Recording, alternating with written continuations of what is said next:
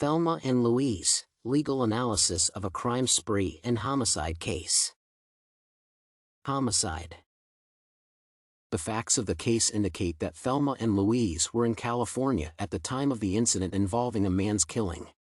The man was a rapist and had identified Thelma as his prey before being shot by Thelma and Louise, who fled the scene and went on the run from the police. The two could potentially be charged with manslaughter under California Penal Code 192.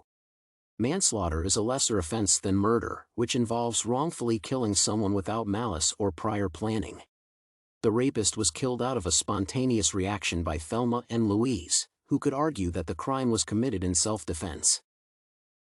Using extreme force and fleeing the scene can enhance Thelma and Louise's chances of being found guilty of murder. However, the final determination would be based on the specific circumstances of the shooting. Self-defense is a valid defense in both cases, and the defendants could further argue that they felt threatened or coerced into executing the crime.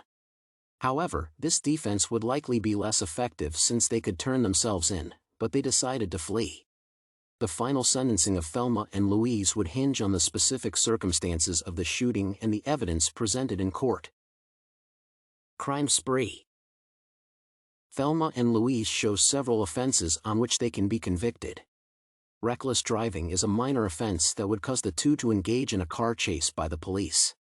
Reckless driving involves driving a vehicle that shows disregard for the safety of others or property.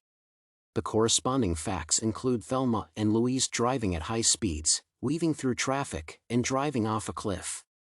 If charged, a defense of necessity or coercion can also be available. It can apply as the women try to escape from the police and believe their lives are in danger. Thelma and Louise can be charged for fleeing the scene of a crime. This amounts to a criminal offense that involves leaving the scene of an accident or crime scene without stopping to provide aid or information. The corresponding facts include stealing and robbery of individual possessions. Another probable indication is that it was out of necessity.